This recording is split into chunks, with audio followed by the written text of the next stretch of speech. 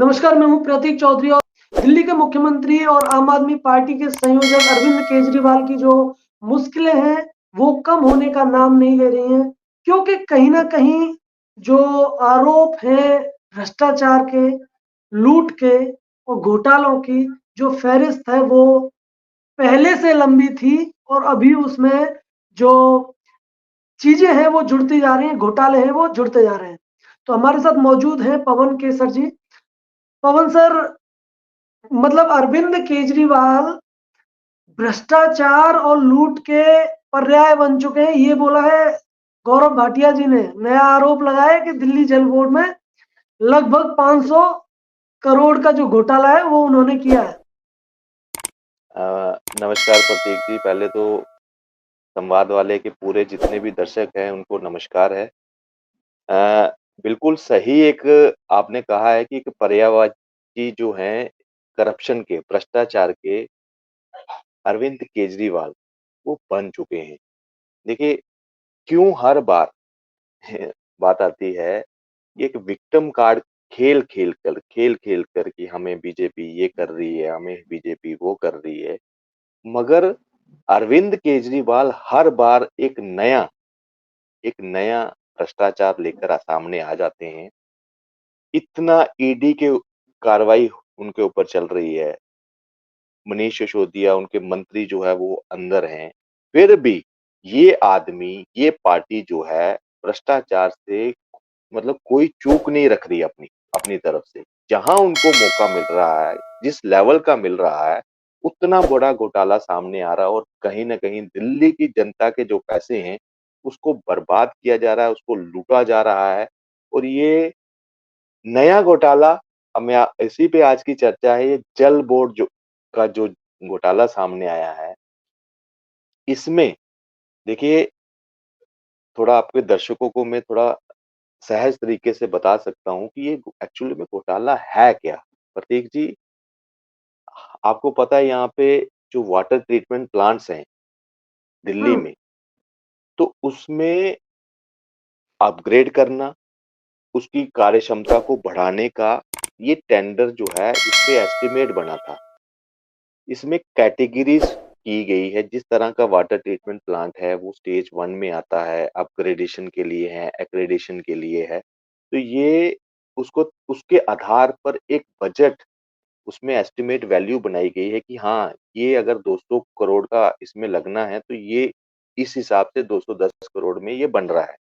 उसके ऊपर क्या होता है फिर प्रोसीजर फॉलो होता है, कंपनी से बिड मँगवाई जाती हैं और जिसकी लोएस्ट बिड रहती है, जैसे अगर 200 करोड़ है तो किसी ने बिड किया है 190 करोड़, किसी ने 188 कर दिया है और किसी ने 186 कर दिया है। तो लोएस्ट बिड वाला होगा, उसको ये टेंडर मिलता है।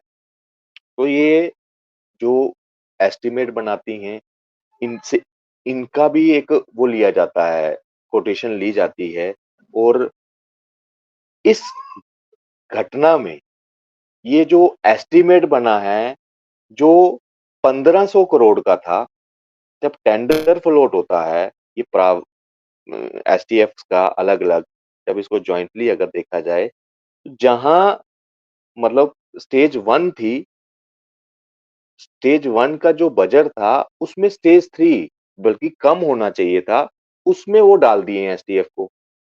मतलब कहीं न हुँ, कहीं डायरेक्ट रूप पर जो कॉन्ट्रैक्टर है, उसको बेनिफिट देने की कोशिश की गई है। दूसरा, जब बिडिंग प्रोसेस होता है, कंपनी जब अपनी बिड वहाँ पे फाइल करती है, तो उसमें क्या है एक प्रोसीजर है कि अगर एक ही बिड आती है, दूसरी बिड नहीं आती तो ऑटोमैटिकली एक प्रोसीजर था जिसमें वो उनको रीबिडिंग में डालना पड़ता है। जब तक आपके पास कॉम्पिटिशन नहीं होगा, आप एक अच्छा गवर्नमेंट का पैसा बचेगा तभी, कि एक्स्ट्रा बिडर होंगे वो अपना कम में जाएँगे, ठीक है?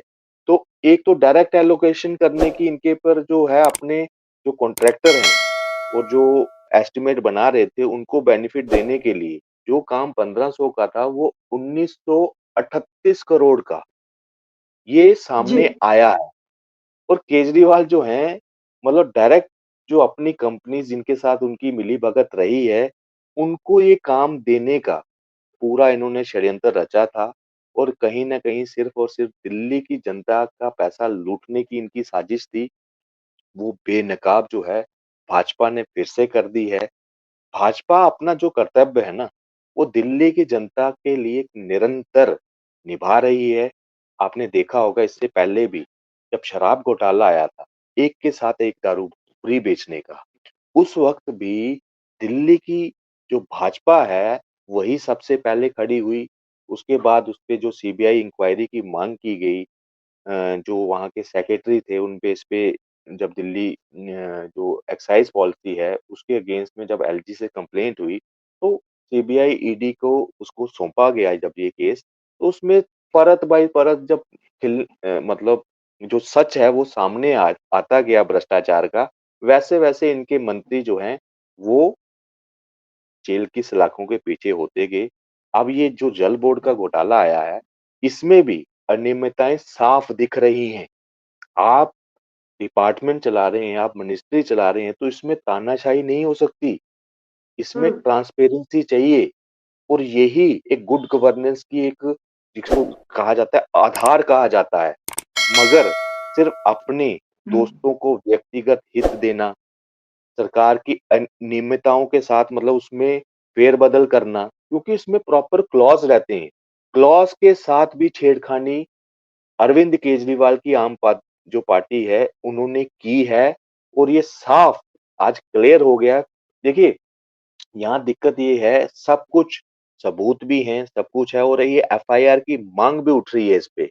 जो-जो इसमें शामिल हैं, सरकार का क्या इसमें रोल है, जब इसमें इंक्वायरी होंगी तो ये विक्टिम कार्ड लेकर आ जाएँगे। ये बोलेंगे बीजेपी तंग कर रही है, सब कुछ कर रही है। जब एविडेंस आपके अगेंस्ट है, आप जो है दिल्ली गवर्नमेंट के जो दिल्ली की जनता के जो पैसे हैं, उसका मिसयूज़ कर रहे हैं। आप अपने जो दोस्त हैं, उनको लाभ पहुँचाने के लिए 1500 की चीज़ 1900 में आप बेच रहे हैं, उससे बनवा रहे हैं, तो ये कहीं न कहीं जनता के साथ धोखा है और ये धोखा अब ज़्यादा देर नहीं चलने वाला। क्योंकि जल्दी ही अरविंद केजरीवाल जो हैं, इसी भ्रष्टाचार के मामले में सलाखों के पीछे आपको दिखेंगे। इनके मंत्री सत्येंद्र जैन, मनीष सिसोदिया, ये जो हैं, चलो सत्येंद्र जैन तो बेल पे आए हैं मेडिकल ग्राउंड पे, मगर हाँ, मनीष सिसोदिया की अभी अभी तक बेल नहीं हो पाई है। तो ये कहीं न कहीं दर्शा रहे हैं कि ये पूरी तरह भ्रष्टाचार में लिप्त हैं। प्रतीक जी, यहाँ एक डिबेट और उठती है, भ्रष्टाचारी ये तो बेनकाब हो चुके हैं जनता की नज़र में, मगर सबसे बड़ी यहाँ सोचने वाली बात है कि ऐसी पार्टी का जन्म जो है भ्रष्टाचार को खत्म करने के नाम पर हुआ था। बड़े-बड़े वादे, बड़े-बड़े चेहरों के साथ जब इन्होंने दिल्ली की जनता के सामने आए थे, इन्होंने बहुत से हसीन सपने उनको दिखाए, स्वराज मॉडल दिखाया उनको। मगर हर 1-1 साल के बाद ना उन उन सपनों को ना ऐसे ध्वस्त किया, ऐसे कहते हैं ना बर्स्ट। दिल्ली की हुँ, जनता को भ्रम में रखा फ्री बिजली और फ्री पानी के चक्कर में। मगर दिल्ली की जनता के साथ इतनी बड़ी खिलवाड़ कर कर और सिर्फ अपना हित के लिए एक के साथ एक दारू बेचना, सर ये कहीं पे भी जस्टिफाई नहीं कर सकते आप।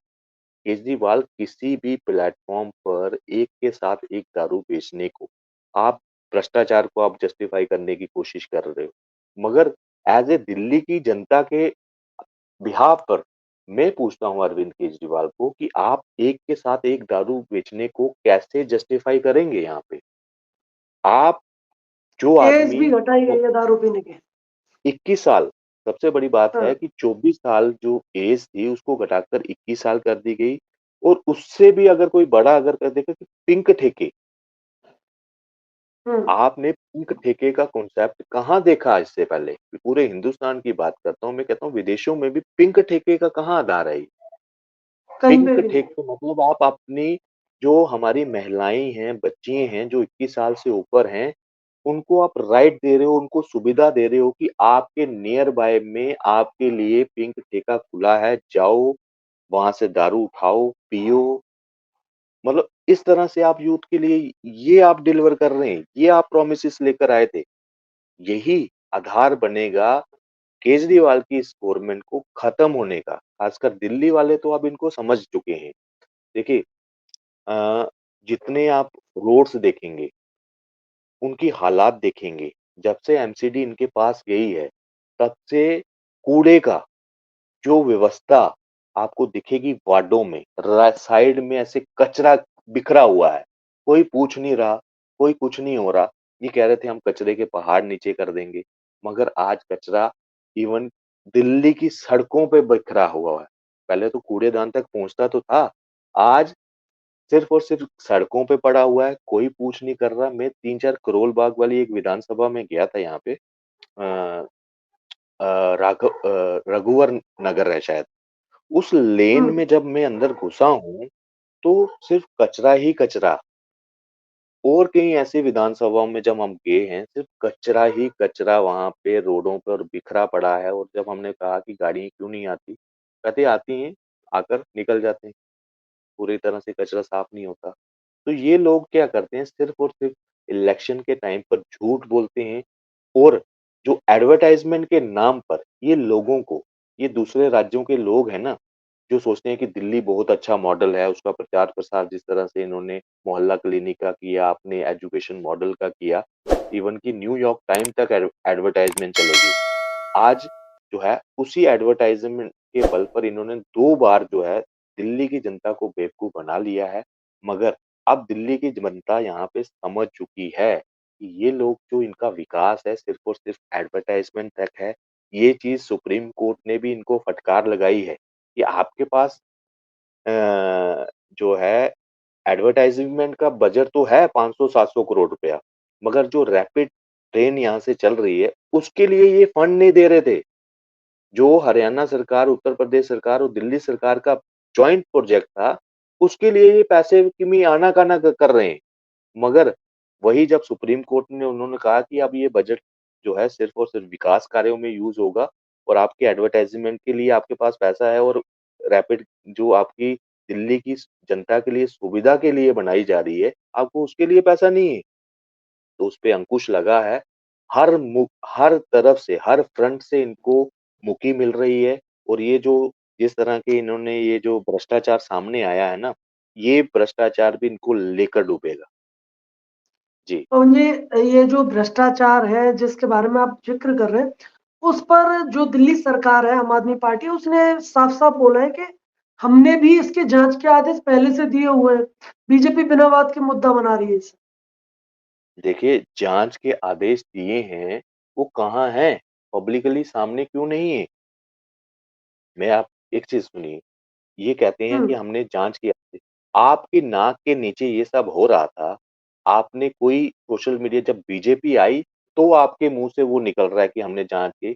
ये सिर्फ़ और सिर्फ़ झूठ बोलते हैं, ये भ्रम की राजनीति करते हैं। अभी ये विक्टिम कार्ड खेलेंगे। जब इनकी गर्दन ईडी या सीबीआई की कब्ज़े में आ जाती है ना, तो ये फिर क्या मोदी, मोदी चिल्लाने लगते हैं। हुँ, करनी अपनी है उनकी। देखिए, इसमें कोई मैं आपसे मैं पूछता हूँ, आपके डॉक्यूमेंट बेसिस क्लॉज़ बनते हैं।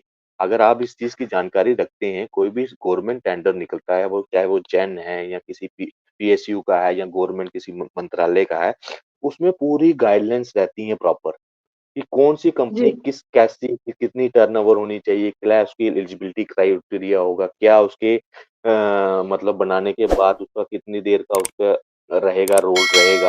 वो प्रॉपर उसमें क्लॉज़ लिस्ट में बड़ा लंबा-चौड़ा डॉक्यूमेंट रहता है। इन्होंने उसके साथ भी खिलवाड़ की। पहले आपने देखा था रूम बना, जो एजुकेशन डिपार्टमेंट का जो घोटाला सामने आया था, उसमें बब्बर एंड बब्बर एसोसिएट को रूम बनाने का कॉन्ट्रैक्ट दिया था। उसमें भी अनियमितताएँ पाई गई थी। 28 से 32 इवन कि 35 लाख का एक रूम काउंट किया गया था उसमें, जिसमें बाथरूम तक को उसी बजट में इन्होंने काउंट किया था। अगर आप आपकी दिल्ली की जनता अगर आपके दर्शक जो हैं, वो कभी देखेंगे, जो एक रूम एजुकेशन मॉडल के नाम से इन्होंने बनाया था, उसमें 28 से 32-35 लाख का एक रूम। और उसमें जो गब्बर रूम की निकला गब्बर। हाँ, ये जो बब्बर-गब्बर वाला जो एसोसिएशन थी ना, ये जी, सिर्फ़ और जी। सिर्फ़ भ्रष्टाचार की एसोसिएशन थी, इसमें पूरा का पूरा आम आदमी का भी रोल था। ये हर एक इन्होंने डीटीसी डुबो दी, इन्होंने जल बोर्ड डुबो दिया, इन्होंने बिजली कंपनी को जो है, उनको डुबो दिया, सिर्फ़ और सिर्फ़ अपने रेवड़ी कल्चर के वजह से, सिर्फ़ अपने उस वजह से। आज इनके पास डेवलपमेंट के नाम पर गिनाने के लिए दिल्ली में कुछ नहीं है। मैं बार-बार आपके चैनल पे भी मैंने कई बार कहा है, मैं as a behalf of Delhi की जनता, मैं अरविंद केजरीवाल से पूछता हूँ कि इन 9-10 सालों में आपने दिल्ली की जनता में, बीइंग ए आईआईटी ग्रेजुएट, आपने दिल्ली की जनता के लिए एक्सक्लूसिव कोई ऐसी चीज़ कोई लाई है? क्योंकि एक आईआईटीयन अगर सीएम की कुर्सी पे बैठा है, तो उससे इनोवेटिव चीज़ों की अपेक्षा रहती है, कि नई चीज़ जो पूरे हिंदुस्तान में नहीं है, दिल्ली में होनी चाहिए। मगर मैं बताता हूँ, जी। एक चीज़ मुझे बताइए, जो एक्सक्लूसिव और सिर्फ़ दिल्ली की जनता के लिए इस आईआईटी ने लाई होगी? ज़ीरो। इवन जो बेसिक हेल्थ जो था ना इसका फैसिलिटी, वो भी इन्होंने बिगाड़ कर रख दी यहाँ पे। प्राइमरी हेल्थ सेंटर्स, आप पूरे देश में जाएँगे ना, आप पूरे देश में जाएँगे तो प्राइमरी हेल्थ सेंटर्स जो हैं, वो कहीं न कहीं हर जगह आपको मिलेंगे, डिस्पेंसरीज़ मिलेंगी, प्राइमरी हेल्थ सेंटर्स मिलेंगे। उसी के तर्ज पर आपने मोहल्ला क्लिनिक बना लिया, वो भी आप प्रॉपर डिलीवर नहीं कर पाए। कई जगह मोहल्ला क्लिनिक बंद है, वहाँ पे जानवर घूम रहे हैं। तो ये जो है, ये कहीं न कहीं हमें दर्शा रहा है कि आप जो हैं नाकाम साबित हुए हैं दिल्ली की नज़र में, दिल्ली की जनता की नज़र में, क्योंकि आपका हेल्थ मॉडल जो है वो पूरा आपने आयुष्मान यहाँ पे आयुष्मान योजना जो है, वो आपने उस दिल्ली की जनता को उससे वंचित रखा है। रोज़ 10 फ़ोन आते हैं कि पवन जी, ये जो आयुष्मान योजना, क्या हम इस पे बेनिफिट ले सकते हैं? हम इस पे कार्ड बना सकते हैं? तो मैं जब उनसे बोलता हूँ कि भाई आपने दिल्ली के अरविंद केजरीवाल को चुना है, आप इसमें एलिजिबल नहीं हैं, तो वो निराश होते हैं।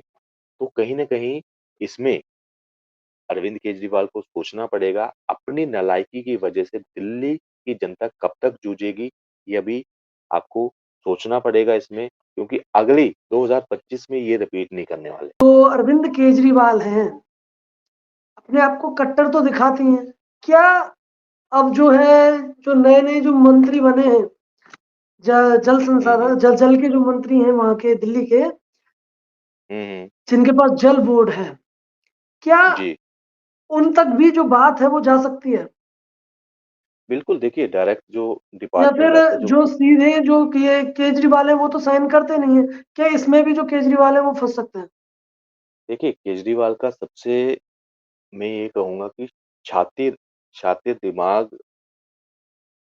क्यों है? क्योंकि उन्होंने कोई भी डिपार्टमेंट डायरेक्ट अपने अंडर नहीं रखा है, किसी भी फाइल पे वो साइन नहीं करते हैं, वो भाँपते हैं, वो एक्चुअली हुँ, मोहरा बनाते हैं। मनीष सिसोदिया उनका मोहरा रहे। ये जो सत्येंद्र जैन है, ये भी उनका मोहरा रहे हैं। इनके नाम पर वो भ्रष्टाचार करते हैं और लास्ट में उनकी कोशिश यही है कि मैं बाहर रहकर जो भी अगर भ्रष्टाचारी कोई पकड़ा जाता है, किसी पे इल्ज़ाम लगता है या उसको गिरफ्तारी होती है, तो मैं बाहर रहकर उनसे सपोर्ट कर सकूँ। मगर कुछ ऐसी चीज़ें हैं जो डायरेक्ट अगर आप मिनिस्ट्री नहीं भी लेते हैं, मगर कुछ ऐसे डिपार्टमेंट तो वो सिर्फ़ और सिर्फ़ डायरेक्टली सीएम के सीएम के अंडर रहते हैं। उसमें सीएम की जवाबदारी रहती है इसमें। तो ये मतलब मैं कहूँगा कि जो शराब एक्साइज़ पॉलिसी पे जो सीएम और एज़ ए कन्वीनर आम आदमी पार्टी जो कड़ियाँ जुड़ रही हैं, तो आज अरविंद केजरीवाल जो है वो एक्साइज़ पॉलिसी में भी जाएँगे। रही आपकी बात की जल बोर्ड में पहले तो इसमें जो मिनिस्ट्री है, अगर उनके नाक के नीचे ये सब हुआ है, इसमें प्रॉपर एक जाँच होगी और जो अधिकारी जिन्होंने इसमें क्लॉज़ चेंज किए हैं, वो जो एस्टीमेट से बढ़कर जो एस्टिमेशन जो एजेंसी ने बनाया है, क्या वो सही बनाया है? जो 2023 के या 22 के जो रेट्स लगते हैं, क्या उस हिसाब से ये रेट्स वहाँ पे लगे गए हैं, एस्टीमेट सही से बनाया है? जब इसमें अगर अनियमितताएँ निकलती है, उन्होंने भाजपा ने तो अगर ये कार्रवाई से भी अगर निकलती है, साफ होता है कि हाँ, जो ये कहा जा रहा है, वो सही है, तो उसपे गाज गिरेगी। इवन मंत्रालय, जो उसका मंत्री है, वो भी अगर इसके मतलब लपेटे में ज़रूर आएगा क्योंकि ये डायरेक्ट गवर्नमेंट की नाक के नीचे हुआ है। आपने कब इंक्वायरी के लिए बोला है, नहीं बोला है, ये जब भाजपा ने इसका उजागर किया है, उसके बाद ही आप एक्शन में आए हैं। तो जो भी इसमें गुनाहगार होगा, वो सामने ज़रूर आएगा। चलिए सर, उम्मीद है जी। कि दूध का दूध और पानी का पानी हो जाएगा। देखिए, दूध का दूध दूध का और दूध तो शराब का शराब। बिल्कुल, दूध का दूध, शराब का शराब क्योंकि यहाँ हम दिल्ली में हैं, यहाँ पानी का तो ज़िक्र नहीं है, यहाँ शराब की बात करिए क्योंकि इस दिल्ली की जनता के जो सीएम हैं, इन्होंने एक के साथ एक दारू बेची है। एक ऐज़ ए पॉलिटिशियन नहीं बट ऐज़ ए आम आदमी, मैं इस फैसले का मतलब विरोध करता रहूँगा। मैं नशा मुक्ति के विरोध में भी मैंने बात की है। मैं जाते-जाते एक चीज़ कई बार पूछता हूँ कि जब अरविंद केजरीवाल जब ये नई एक्साइज़ पॉलिसी बना रहे थे, तो अरविंद केजरीवाल तो एक सोशल एक्टिविस्ट रहे हैं पीछे, जो समाज सेवी हैं हुँ, उनके बीच में रहे, तो इन्होंने क्या कहा था? जो नशा मुक्ति के ऊपर, जो शराब मुक्ति के ऊपर इन्होंने क्या कहा था कि मर जाओ, दिल्ली छोड़ दो, क्योंकि मैं तो अब एक के साथ एक दारू बेचने वाला हूँ। समझ रहे हैं इस चीज़ को? क्या इन्होंने उ उन सारे जो भी समाज सेवी हैं, जो नशा के विरोध उनको क्या बोला कि दिल्ली छोड़ दो, अब मैं नशा ऑफ़िशियली बेच रहा हूँ। ये ये असलियत थी और ये अगर कोई करप्ट माइंडेड या कोई ऐसा आदमी आता ना, कुर्सी पे होता, उससे एक्सपेक्ट होता था हाँ भाई यार ये तो बैकग्राउंड ही इसका ऐसा है। मगर जो इन्कलाब का नारा लेकर आया, जो अपने आप को भगत सिंह का बेटा कहता है, वो शराब बेच रहा है, वो भी एक के साथ एक दारू और उसको शर्म नहीं है और अपने आप को अभी भी हम तो भगत सिंह के बेटे हैं जी, हम फलाने वो हैं जी, हम तो डरते नहीं हैं जी। भाई, भगत सिंह कभी सोच सकता है कि वो दारू पिलाएगा? एक के साथ एक दारू पिलाने की कोई वो समर्थन कर सकता है भगत सिंह जी? सोच भी नहीं सकते थे कभी वो। वो ठीक है? तो ये जो है झूठे लोग हैं, बाकी जो भी इसमें गुनाहगार होगा, वो आएगा, बाकी इनका विक्टिम कार्ड ये इसी तरह चलता रहेगा। आपके दर्शकों को बहुत-बहुत धन्यवाद। Thank you sir. ठीक है? आप हमारे साथ जुड़े, इतनी लंबी बातचीत की और तमाम जो इन्फॉर्मेशन है, वो आपने दी और जब-जब हमें ज़रूरत पड़ेगी, जब-जब हमें ज़ आवश्यकता ज़ लगेगी कि ज़रूर, ज़रूर। प्रतीक जी, हम बिल्कुल जनता की अवेयरनेस के लिए जो भी मुद्दे रहेंगे, हम उस पे चर्चा ऐसे ही करते रहेंगे और एक विश्लेषण करेंगे उसमें प्रॉपर कि ताकि आम जनता को जो ये भ्रम जाल इन्होंने फैलाया है, उससे निकल सकें और ये सिर्फ़ इसी का नहीं, दूसरी राजनीतिक पार्टी हैं। हम देश की बात करेंगे, देश में क्या हो रहा है बदलाव, उसकी बात करेंगे और आपके दर्शकों को समझने में और आसानी होगी कि हम किस तरफ जा रहे हैं और हमें हमारे लिए इस वक़्त कौन-सा ट्रैक अच्छा है, कौन-सी पार्टी अच्छी है, उस पे भी उनको एक डिसीज़न लेने में आसानी होगी। जी, प्रतीक जी, धन्यवाद। जी, thank you so much sir. जी, जी, नमस्कार। जय श्री राम। नमस्कार, जय श्री राम।